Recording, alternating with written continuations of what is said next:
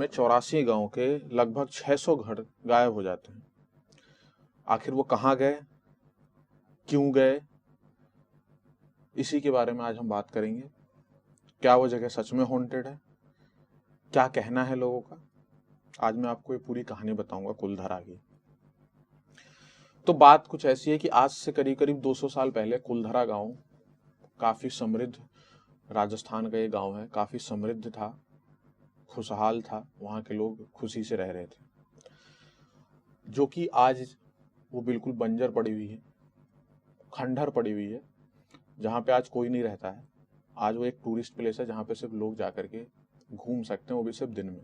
4 साढ़े 4 बजे के बाद वहाँ जाना अलाउड नहीं है और वहाँ पे रात नहीं बिता सकते, ये गवर्नमेंट का रूल है। इंडिया का वो सेकंड मोस्ट हॉन्टेड प्लेस माना जाता है। और वहाँ पर अगर आप जाएंगे तो आपको महसूस होगा जैसे आपके कंधे पे किसी ने हाथ रखा हो। बच्चों के दौड़ने की आवाज़, बच्चों के हंसने की आवाज़, बच्चों के खेलने की आवाज़, औरतों के चलने की आवाज़, औरतों के कंगन बजने की, चूड़ियाँ बजने की आवाज़ आपको आज भी वहाँ सुनाई देगी। तो बात कुछ ऐसी थी कि जो है सो कुलधरा में पालीवाल ब्राह्मण रहते थे, और वो ब्राह्मण खुशी से रह रहे थे, समृद्ध थे। कोई बिजनेस कर रहा था, कोई खेती कर रहा था, और काफी अच्छे से रह रहे थे। तो उस गांव का एक दीवान था, जो उस पूरी एरिया का जो दीवान था, उस दीवान का जो नाम था वो था सालम सिंह। सालम सिंह जो था वो जैसलमेर में रहता था, जो कि जैसलमेर जो है से 18 किलोमीटर दूर पड़ता है ये गांव, जहाँ की ये कहानी है, जहाँ पे पालीवाल ब्राह्मण रहते थे। सालम सिंह जो था वो बहुत ही क्रूर था, बहुत ही मतलब निर्दयी राजा था। और निर्दयी होने के पीछे भी एक कारण था कि जब वो 7 या 8 साल का था तो उसके पापा भी दीवान थे, उसके पिताजी भी दीवान थे, जिनको किन्हीं राजद्रोह के कारण मौत की सजा सुनाई गई थी। और सालम सिंह के सामने उनका गला काट दिया गया था, जिसको देख करके बहुत ही क्रूर बन गया, निर्दयी बन गया, और उसने अपना सपना बना लिया था कि वो है जो है जैसलमेर पे कब्जा कर लेगा। एक उसने तो जब वो बड़ा हुआ तो उसने तो ये भी किया था कि जैसलमेर राजा के महल के जस्ट सामने उसने अपना महल बनवाया था, जो जैसलमेर के राजा के घर से और ऊंचा था। जो कि वहां के राजा को पसंद नहीं आया था, तो उसने ऊपर की 2 मंजिल तोड़वा दी थी।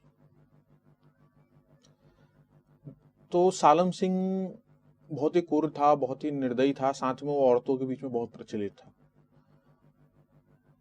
औरतें उसका नाम ले सुनते ही घबरा जाती थी, वो इतना निर्दयी था।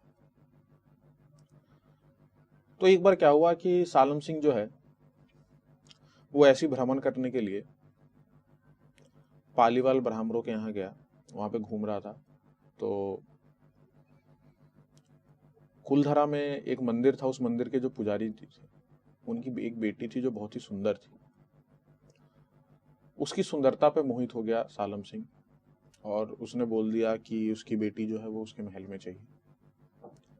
लेकिन ब्राह्मणों के मंजूर नहीं था, क्योंकि सालम सिंह जो था वो एक अलग कास्ट का था और पालीवाल ब्राह्मण अलग कास्ट के थे, जिसकी वजह से उसने बहुत सारी कूटनीतियां रचनी शुरू करी ताकि जो है पालीवाल ब्राह्मण जो है वो सालम सिंह के यहाँ उस लड़की को भेज दें। उसने सबसे पहले तो क्या कराया कि पालीवाल ब्राह्मणों पर अलग अलग तरीके के कर लगाने शुरू कर दिए, अलग अलग तरीके के टैक्सेस। लेकिन पालीवाल ब्राह्मणों को इससे फर्क नहीं पड़ा, वो टैक्स दे दिए उनको, क्योंकि वो ऑलरेडी समृद्ध थे, काफी अच्छा खासा उनका था काम, जिसकी वजह से उनको कोई इतना फर्क नहीं पड़ा। कुछ टाइम बाद जब उसको लगा कि इससे कोई फायदा नहीं होने वाला, तो उसने कई बार उस लड़की को उठवाने की भी कोशिश करी। इस चीज में वो कामयाब नहीं हो पाए। जब वो कामयाब नहीं हो पाए तो उन्होंने लास्ट में ये दिमाग लगाया कि अपन फिर वो बिल्कुल परेशान होकर के लास्ट में उसने ये एक खत भिजवाया पालीवाल ब्राह्मणों के यहाँ।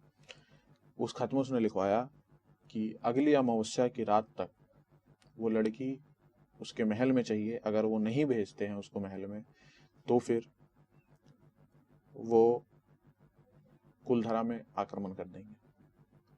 जब पालीवाल ब्राह्मणों ने सुना तो परेशान हो उठे, उन्हें समझ नहीं आया कि वो क्या करें। उन्होंने तुरंत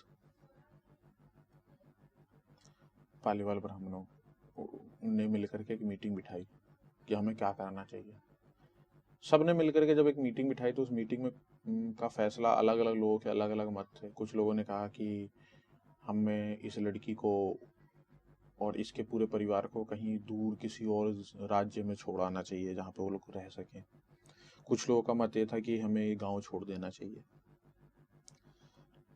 लेकिन पालीवाल ब्राह्मणों को पता था कि अगर वो इस लड़की को इस राज्य से निकाल देते हैं तो भी वो सही से नहीं रह पाएंगे। फिर भी जो सालम सिंह है वो इस गांव में आकर के और पूरे गांव के लोगों को खत्म कर देगा। अंत में वो ये डिसाइड करते हैं कि हमें इस गांव को छोड़ देने में ही भलाई है। फिर वो काफी देर सोच विचार करके उसी मंदिर में सरपंच बिठाई जाती है और सारे सरपंच मिलकर के फैसला लेते हैं कि हमें इस गांव को छोड़ना में ही भलाई है। अब वो क्या ये सोचते हैं कि अगर हम इस काम को करने में ज्यादा टाइम लगाएंगे तो कहीं गलती से भी अगर सालम सिंह को ये बात पता चल गई कि हम गांव छोड़ने वाले हैं तो फिर दिक्कत हो जाएगी। इसलिए वो कहते हैं कि हमें जल्द से जल्द निकलना है। वो फटाफट कहते हैं कि जो भी कीमती सामान घर में है, जो भी जरूरी का सामान है, सिर्फ वही लो, बाकी सब छोड़ करके यहाँ से निकल जाओ। पूरे गांव के लोगों ने यही किया। सब लोगों ने सिर्फ अपने कीमती सामान लिए और वहां से चले गए। उन्होंने बेड वैसे ही छोड़ दिए, उन्होंने खाना जो बना था वो ऐसे ही छोड़ दिया, उन्होंने बर्तन ऐसे ही छोड़ दिए, सब कुछ वैसे का वैसे ही छोड़ दिया। बिस्तर सजे हुए हैं, खाना परोसा, सब कुछ छोड़ करके और चले गए। जब ये बात सालम सिंह को पता चली तो सालम सिंह ने गांव उन लोगों को ढूंढवाने की बहुत कोशिश की, लेकिन लोग कहीं मिले नहीं।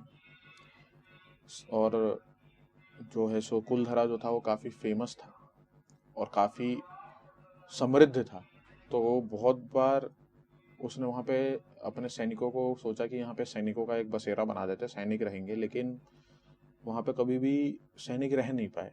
इसके पीछे भी कारण ये माना जाता है और इसी कारण से जगह हॉन्टेड है, क्योंकि जब कुलधरा से जब पालीवाल ब्राह्मण निकले थे तो पालीवाल ब्राह्मणों ने उस गांव को श्राप दे दिया था कि आज के बाद इस गांव को कोई भी बसा नहीं पाएगा और आज के बाद इस गांव में कोई भी रह नहीं पाएगा। जो भी इस गांव में रहने की कोशिश करेगा उसकी मृत्यु हो जाएगी, या तो जिंदगी में वो समृद्ध नहीं हो पाएगा, जिंदगी में कभी आगे नहीं बढ़ पाएगा। और ऐसा ही होता था, वहां सैनिक जाकर के रहते थे, या तो उनकी मृत्यु हो जाती थी या फिर वो जिंदगी में कुछ कर नहीं पाते थे। बहुत टाइम तक सालम सिंह ने उनको ढूंढवाया लेकिन वो कहीं मिले नहीं। और सबसे बड़ी बात यह है कि सालम सिंह को कुछ समझ नहीं आया, ना किसी को समझ नहीं आया, क्योंकि एक इतना बड़ा गांव रातों रात कहाँ चला गया किसी को नहीं पता। बहुत सारे लोगों ने ढूंढवाने की कोशिश, लेकिन वो कभी मिले ही नहीं। किसी राज्य में कहीं तो जाके बसते, और जब इतनी बड़े लोग जब एक साथ कहीं जाके बसते तो जरूर पता चलता कि हाँ यहाँ पे बहुत सारे लोग आए हैं, लेकिन कभी आज तक पता नहीं चला कि ये ब्राह्मण जो थे पालीवाल ब्राह्मण कहाँ गए। अच्छा, इस कहानी के बीच में मुझे एक दो चीजें समझ आई जिसके बारे में मैं शॉर्ट्स में भी बात करूंगा, आपको बताऊंगा शॉर्ट्स में। और इस जगह पे कई बार जो पैरानॉर्मल इन्वेस्टिगेटर होते हैं वो भी गए, उन्होंने इस जगह को इन्वेस्टिगेशन किया, उन्होंने भी अपनी इन्वेस्टिगेशन में लिखा कि हाँ ये जगह हॉन्टेड है। तो क्या ये जगह सच में हॉन्टेड है, या आप कभी वहां गए हैं, वहां का कैसा एक्सपीरियंस रहा था, आप मुझे कमेंट सेक्शन में बताएं। चैनल को सब्सक्राइब कर लें ताकि हम इससे रिलेटेड और भी बातें कर सके। और बहुत जल्द एक और वीडियो आने वाली है जो कि आज के भी लेटेस्ट टॉपिक पे है, जो आपको बहुत अच्छी लगेगी। तो बने रहिए और देखते रहिए बी मिस्टीरियस।